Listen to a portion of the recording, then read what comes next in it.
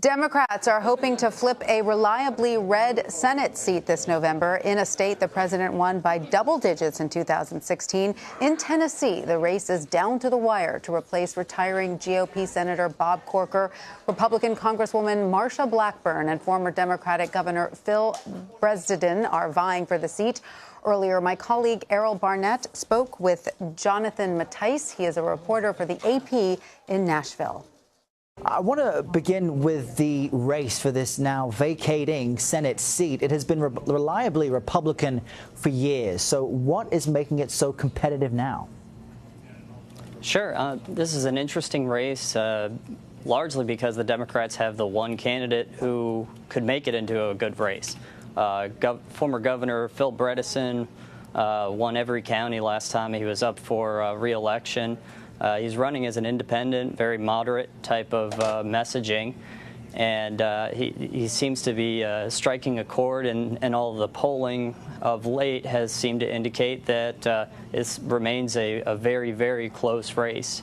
And he faces off against Congresswoman Marsha Blackburn, and she was more along the lines of a Tea Party conservative, very supportive of Donald Trump, and two very different candidates for sure in this race. I can see one recent poll that actually has the former Governor Bredesen ahead of Congresswoman Marsha Blackburn. Why do you think that is at this stage? I mean, it still seems to be within the margin of error, but why does it seem that he has the edge? Sure. I think that Bredesen remains very close, or even ahead in some polls, because he retains that popularity. But this is different than running for governor again. The questions that keep coming up and he faces are: will he support Chuck Schumer's agenda as minority leader? Will he be another fall-in-the-line Democrat? And his arguments throughout this race have been, I've been an independent all the way up to this point throughout the rest of my service. I'm not going to change it now. There are still some fall-off votes there that he has some work to do on convincing those people. But I think that that's really sort of the tipping point there. And you see even some moderate Republicans, independents that are supportive of him at this point. So you're saying his independence really seen as an asset at this stage. I just want to note that you have retiring Republican Senator Bob Corker essentially making this possible. He has been a critic of President Trump. However, the president won Tennessee by some, 26 points back in the 2016 election. You also mentioned Congresswoman Marsha Blackburn has been kind of a Tea Party Republican. We've seen her align herself with President Trump on many issues. I'm just wondering how big the Trump factor is in this race right now. It's a big factor, and it's kind of day-to-day on whatever the president is getting himself into and whatever the news of the day is.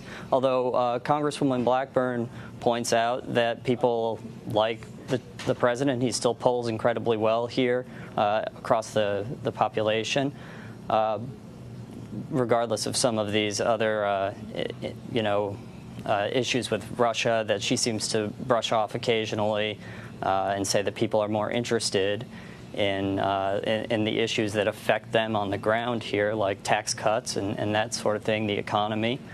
But the president showed up here at a rally earlier in the spring. She's still featuring him in many of her ads and kind of calling on his name whenever she sees fit. And the Vice President, Mike Pence, is coming into town this Friday. He'll be in Knoxville for a conservative CPAC event. So the White House is playing a very big role in this election. Yeah, and we just saw there a tweet from President Trump supporting the Congresswoman. We know that the candidates are going to go toe-to-toe September 25th for their first debate. I know you mentioned Marsha Blackburn saying tax cuts are a good thing, the economy is in a good position. What, though, might the defining issues be up until Election Day that will really define this race? Like I said before, I think it's going to be a matter of trust on whether voters believe Bredesen's message that he won't be, joining Chuck Schumer on his whatever the agenda is there. And one key issue going on right now is the confirmation of Brett Kavanaugh, which has taken a completely different turn now with the accusations against him. But Governor Bredesen has been taking his time and trying to give a yes or no answer on that one. And it seems like the kind of issue that presents problems for kind of both sides, depending on how this hearing goes. And that controversy, of course, is something that is important to suburban women. How key a demographic will they be during this race, and what other demographics may be playing a role? I think that's a really significant demographic because just as a general principle, the suburbs have not been as great for Trump with well-educated voters, and especially with suburban women as a subset of that. Bredesen has come out with a group of supporters who are women specifically coming out for him, and he's really trying to stress that. And Congresswoman Blackburn has kind of talked about how she's accomplished things as breaking new ground at a company when she was younger as the first woman.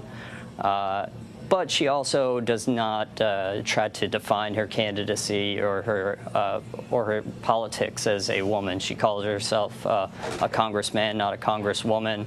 John Mattise, thank you very much for your time. We appreciate it. Hey, thank you.